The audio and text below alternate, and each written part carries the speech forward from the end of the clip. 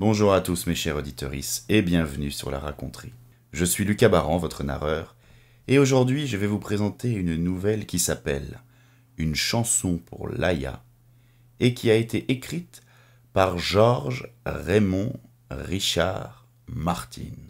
Alors, on ne présente plus cet auteur contemporain mythique qui est à l'origine d'une des séries les plus marquantes de ce début de siècle, mais quand même, comme à chaque œuvre son contexte, rentrons un petit peu dans la vie de ce Tolkien américain.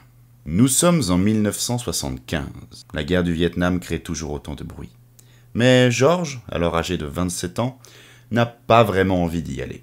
Il fait donc objection de conscience pour ne pas participer au massacre, mais s'engage tout de même dans la guerre contre la pauvreté. Pendant qu'il aide les plus démunis, il est aussi superviseur de tournois d'échecs et donne des cours de journalisme à la Clark University de Dubuque, dans l'Iowa. À ce moment-là, Georges sait déjà qu'il veut être écrivain, mais il n'a encore rien fait de concret. Et alors que l'auteur de Game of Thrones n'est encore personne, il prend le temps d'un été de nous écrire cela.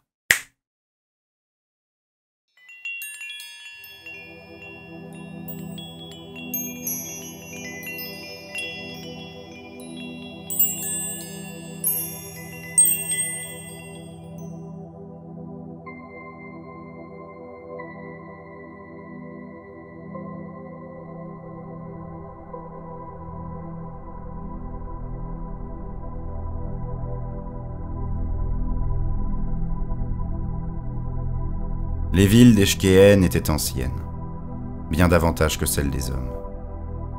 Et l'immense métropole au ton de rouille qui s'élevait sur leur colline sainte était la plus ancienne de toutes. Elle n'avait pas de nom. Elle n'en avait pas besoin. Bien que l'Eshkehen ait construit des centaines et des milliers de villes, grandes et petites, la cité sur la colline restait sans rival. Par l'étendue comme par la population, elle les dépassait toutes, dressées, solitaires, sur les collines saintes. C'était leur Rome, leur Mecque, leur Jérusalem tout à la fois. C'était la ville par excellence, la seule et l'unique, et tous les Shkéhen y venaient au terme de leur existence, juste avant l'union. La cité était déjà vénérable longtemps avant la chute de Rome. Elle s'étendait de toutes parts alors que Babylone n'avait pas encore franchi le stade du rêve. Mais son ancienneté ne sautait pas aux yeux. Les humains n'y voyaient qu'un immense déploiement de dômes rouges briques très bas, de petits monticules de boue séchée qui formaient comme une croûte sur les collines. Leur intérieur était sombre, presque sans air, avec des pièces minuscules et un mobilier rudimentaire. Et pourtant, elle n'avait rien de triste. Jour après jour, elle était là, accrochée à ses collines broussailleuses, à griller sous le soleil torride semblable à un melon orangé qui brillait, fatigué, dans le ciel. Mais elle grouillait de vie. Les odeurs de cuisine, les rires et les conversations, les jeux des enfants, l'affairement forcené des ouvriers qui réparaient les dômes, le carillon des clochettes des adhérents dans les rues. Les Shkéhen étaient un peuple exubérant, plein de vie, presque puéril par instants. Rien en eux n'évoquait une sagesse millénaire ou même un âge respectable. Allez voir, on aurait dit une race en pleine jeunesse, une culture à peine sortie de l'enfance. Mais cette enfance durait depuis 14 000 ans. L'enfant, en réalité, c'était la cité des hommes, qui comptait moins de 10 années terriennes. Elle s'élevait à la limite des collines, entre la métropole Shkéhen et les poussiéreuses plaines brunes, où l'on avait construit l'astroport. Au goût des hommes, il s'agissait d'une très forte ville, vaste et aérée, pleine d'arches gracieuses et de fontaines scintillantes, et traversée par de grands boulevards bordés d'arbres.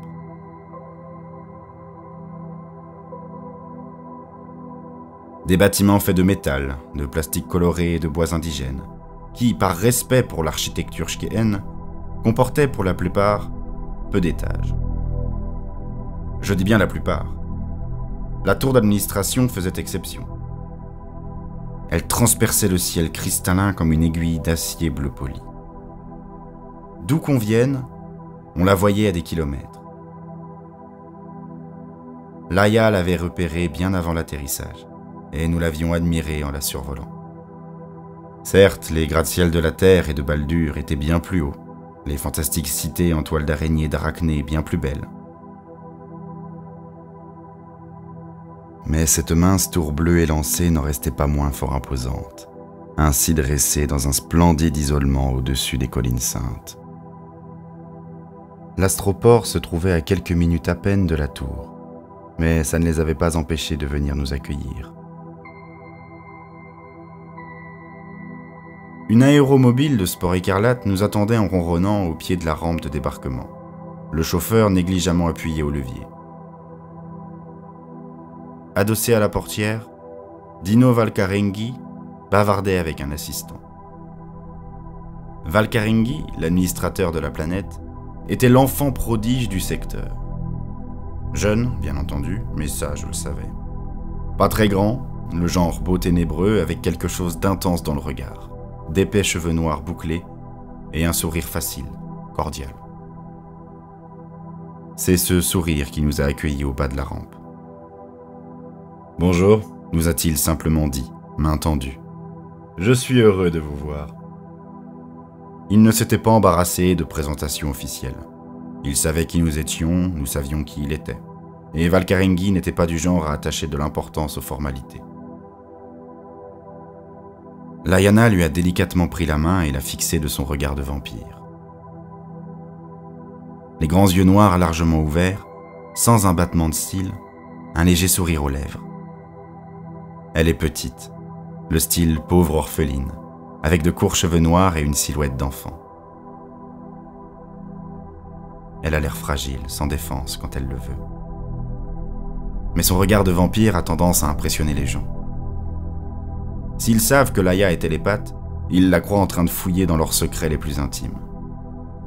En l'occurrence, elle ne fait que s'amuser. Quand Laiana se met vraiment à sonder les pensées, elle se raidit totalement, et ses grands yeux qui vous fouillent l'âme se rétrécissent, ils se durcissent, deviennent opaques.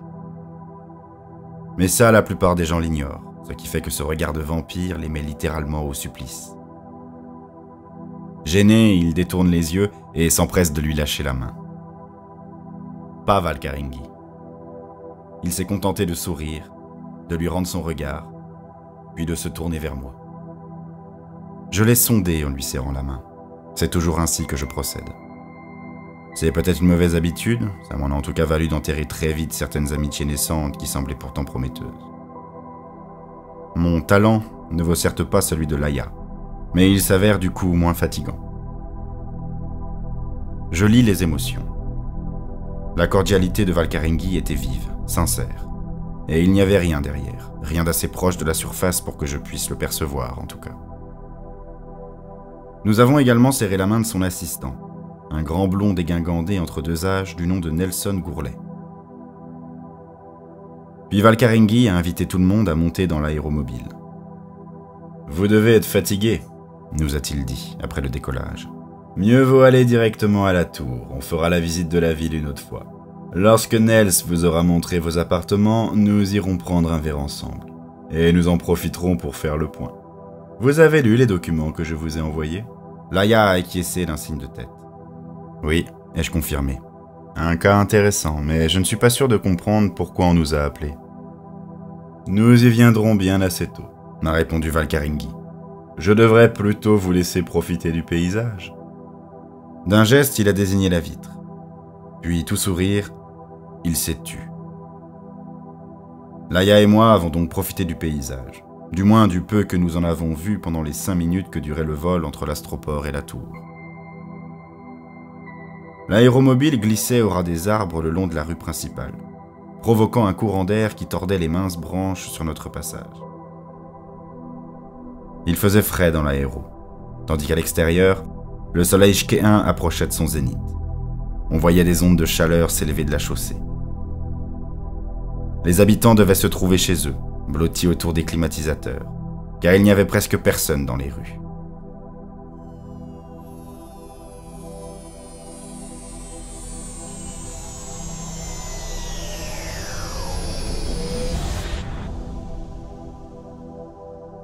Nous sommes descendus à proximité de l'entrée principale de la tour.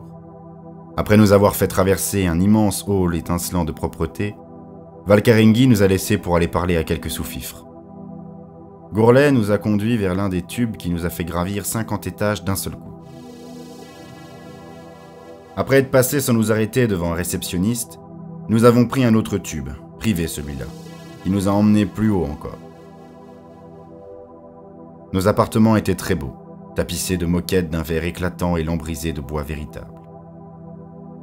Il y avait une bibliothèque bien garnie, pour la plupart des classiques terriens reliés en satin cuir, et quelques romans de Baldur, notre planète d'origine.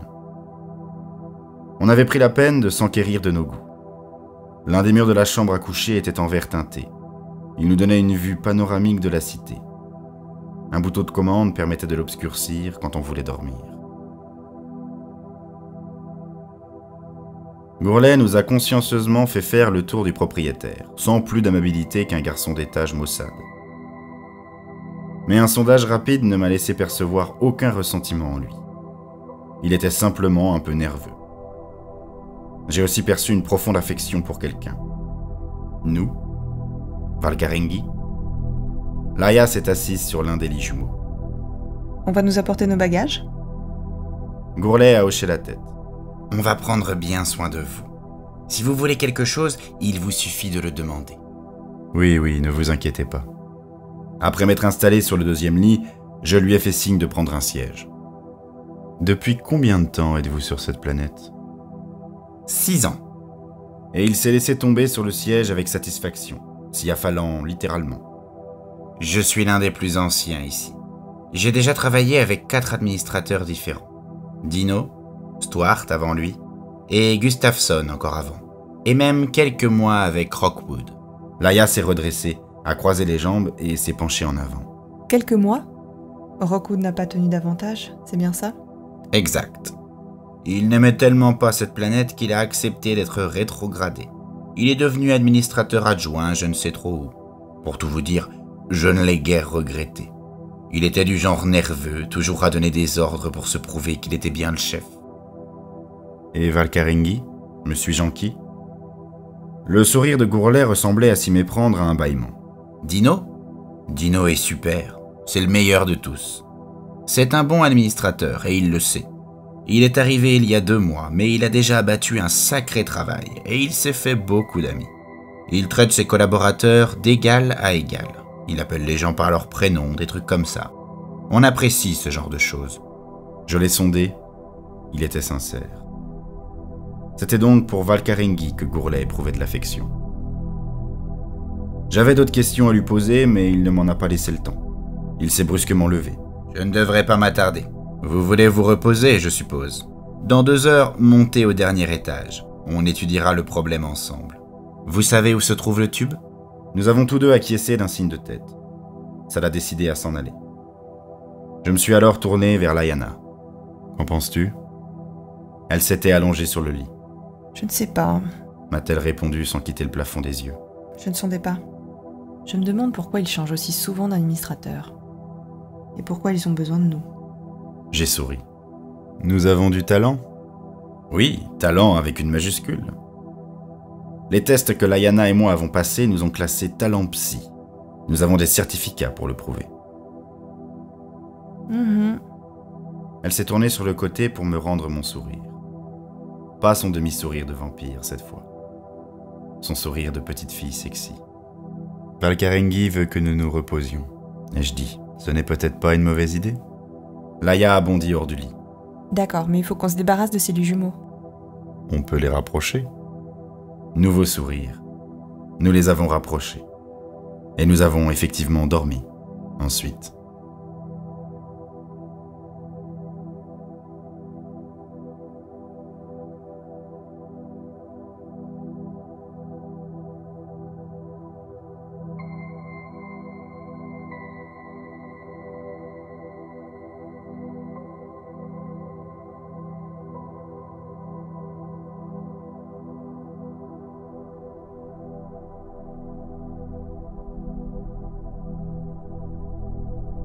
Nos bagages se trouvaient derrière la porte à notre réveil.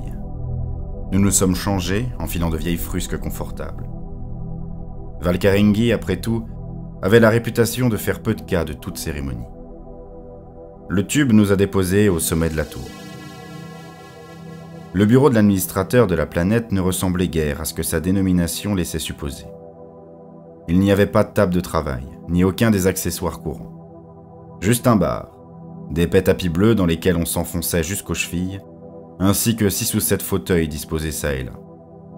Beaucoup d'espace et de lumière, et Shkea à nos pieds, à travers la vitre teintée qui, ici, faisait le tour de la pièce. Valkarengi et Gourlet nous attendaient. L'administrateur avait décidé de faire lui-même le service. Je ne connaissais pas le breuvage qu'il nous proposait, mais il avait une odeur épicée que je trouvais extrêmement revigorante. J'en ai avalé une gorgée avec délectation. J'ignore pourquoi, mais j'avais besoin d'un remontant. « C'est du vin Shkeen », m'a dit Valkarengi, tout sourire, en réponse à ma question muette. « Il porte un nom que je n'arrive pas encore à prononcer. Mais ça ne saurait tarder. Je ne suis là que depuis 2 mois, après tout. » Vous apprenez le Shkeen ? Lui a demandé Laïa, surprise. Je connaissais la raison de cet étonnement. Le shkéen est difficile à prononcer pour les humains, alors que les indigènes apprennent le terrien avec une facilité déconcertante. La plupart des gens acceptent volontiers cet état des choses, ça leur épargne de s'atteler aux difficultés d'une langue étrangère. Ça me permet de mieux comprendre leur mode de pensée. C'est du moins ce que je me dis, a ajouté Valkarengi dans un sourire. Je l'ai sondé, mais c'était plus difficile sans contact physique. De nouveau, je n'ai décelé chez lui qu'une émotion assez simple, juste sous la surface. De la fierté, cette fois.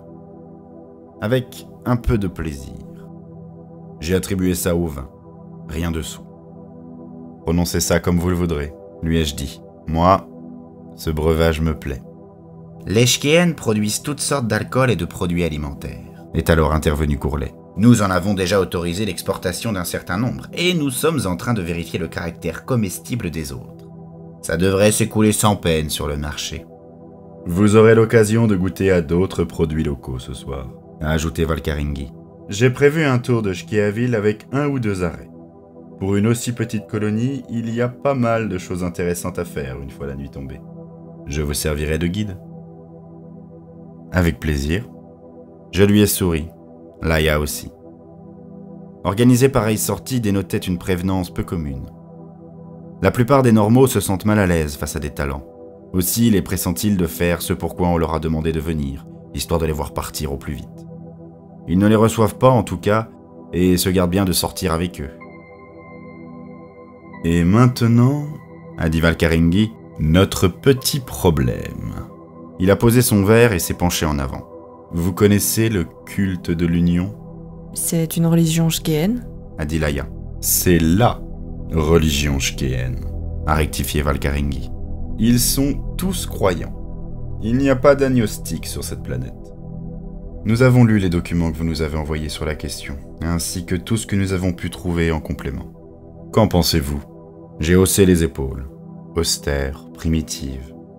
Mais pas pire qu'un certain nombre d'autres religions. Après tout, les Shkéennes ne sont pas très évolués. Sur Terre, autrefois, beaucoup de religions comportaient des sacrifices humains. Valkarengi a secoué la tête, puis s'est tourné vers Gourlet. « Non », a lancé celui-ci en posant son verre sur le tapis. « Vous ne comprenez pas. Ça fait 6 ans que j'étudie leur religion.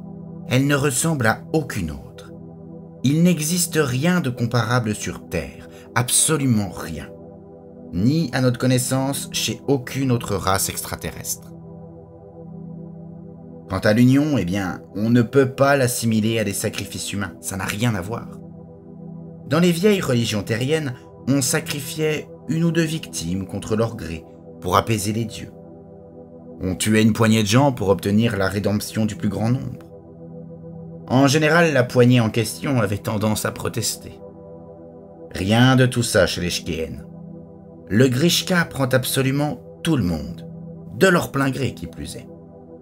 Tels des lemmings, ils se rendent dans les grottes et se font dévorer vivants par ce parasite. Tous les Shkéennes, sans exception, sont adhérents à 40 ans, et ils se rendent à l'union finale avant d'en avoir 50. D'accord, ai-je dit, perplexe. Je crois comprendre la différence, mais en quoi est-ce un problème ? Ça n'a pas l'air très drôle pour les Shkéennes, mais c'est eux que ça regarde. Leur religion n'est pas pire que le cannibalisme rituel des Rangans. Si ? Après avoir vidé son verre, Valkarengi s'est levé et a pris la direction du bar.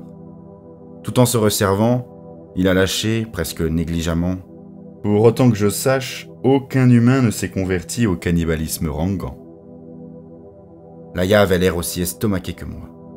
Je me suis redressé, les yeux exorbités. « Pardon ?» Valkarengi est revenu à son siège, son verre à la main. Des humains se sont convertis au culte de l'Union. Il y a déjà des douzaines d'adhérents. Aucun d'eux n'est encore parvenu à l'union complète, mais ce n'est qu'une question de temps. Il s'est assis, ses yeux braqués sur Gourlet. L'assistant a repris son récit. Le premier humain s'est converti il y a environ 7 ans, près d'1 an avant mon arrivée, 2 ans et demi après la découverte de Shkea et la fondation de la colonie. C'était un type du nom de Magli, un psychopsie qui travaillait en liaison étroite avec les Shkéennes. Il est resté le seul pendant 2 ans, puis il y en a eu un autre en 18, d'autres encore l'année suivante, et le chiffre n'a pas arrêté d'augmenter depuis. Il y a même eu un adepte important, Phil Gustafsson. Laïa a écarquillé les yeux. L'administrateur de la planète ? Lui-même, a confirmé Gourlet.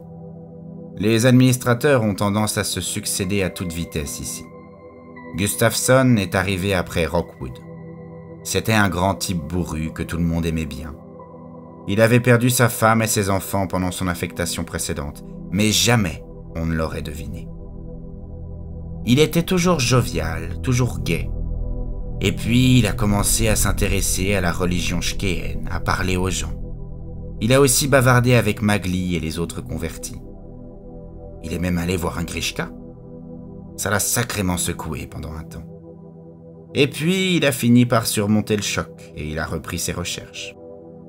Je travaillais avec lui, et pourtant jamais je ne me suis douté de ce qu'il voulait faire. Il s'est converti il y a un peu plus d'1 an.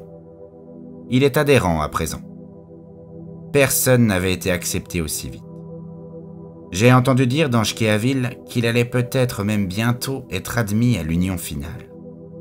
Il faut vous dire que Phil a été administrateur ici plus longtemps que n'importe qui. Les gens l'appréciaient, et beaucoup de ses amis l'ont suivi quand il s'est converti. Il y a un nombre considérable de convertis à présent.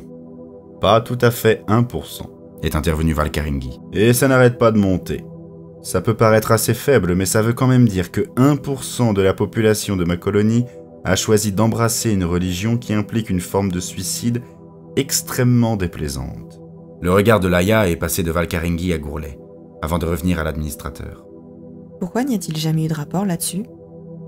Ça aurait dû être fait, dit Valkarengi. Mais c'est Stuart qui a pris la succession de Gustafsson et il avait une peur bleue du scandale. Aucune loi n'interdit aux hommes d'adopter une religion étrangère, et Stuart s'en est tiré en décrétant qu'il ne voyait pas le problème. Il s'est contenté d'indiquer le taux de conversion dans ses rapports périodiques, sans le moindre commentaire, et aucune huile ne s'est avisée de faire le rapprochement ou de se rappeler ce à quoi ces gens se convertissaient. J'ai vidé mon verre, puis il est reposé. Continuez.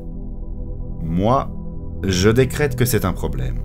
Même s'il n'y a eu que quelques conversions, l'idée même que des êtres humains puissent laisser le Grishka les dévorer m'inquiète considérablement. Depuis ma prise de fonction, j'ai mis une équipe de psychos sur le problème, sans aucun résultat. J'avais besoin de talent. Je veux que vous découvriez pourquoi ces gens se convertissent. Je veux savoir comment m'attaquer au problème.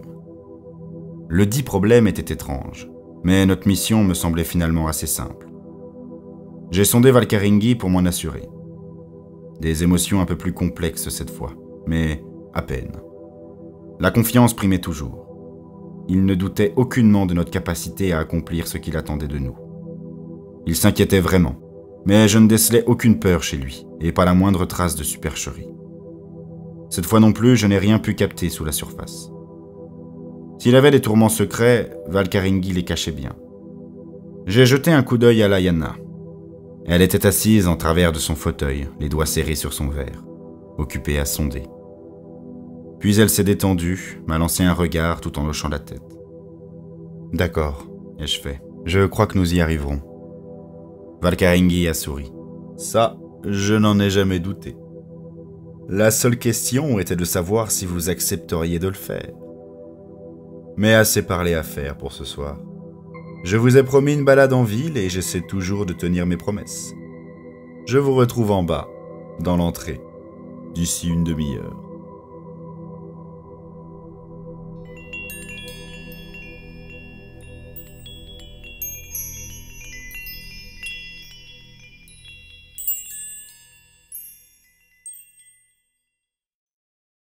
Merci à tous d'avoir regardé ou écouté cette vidéo auditive. J'espère qu'elle vous aura plu, ça fait toujours plaisir de savoir qu'on n'a pas bossé pour du vent. Si c'est le cas, n'hésitez pas à me le dire en commentaire, ça fera beaucoup de bien, beaucoup de bien, à mon petit ego et à mon référencement. Comme vous avez pu le comprendre, cette nouvelle est découpée en plusieurs parties. Alors oui, malheureusement, il va falloir attendre une semaine avant d'en savoir plus sur Shkeaville et son peuple si particulier. En attendant, vous ne savez pas quoi faire? Eh bien c'est simple, plus soyez la vidéo, partagez-la, abonnez-vous, mettez la cloche, et puis écoutez la lecture de la semaine dernière, et puis le poème de la semaine dernière, et puis suivez la raconterie sur Facebook, et puis sur Twitter, suivez la raconterie partout. Et pour ceux qui le souhaitent, la version podcast est disponible dans des liens qui sont dans la description. En attendant, la raconterie tire son rideau et vous donne rendez-vous ce vendredi pour un poème de Guy de Maupassant qui fait un peu peur. Je vous baise les joues et vous dis goodbye, comme c'est d'usage dans le Nord.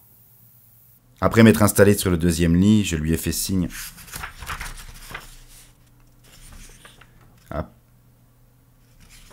Après m'être installé sur le deuxième lit, je lui ai fait un signe. Putain!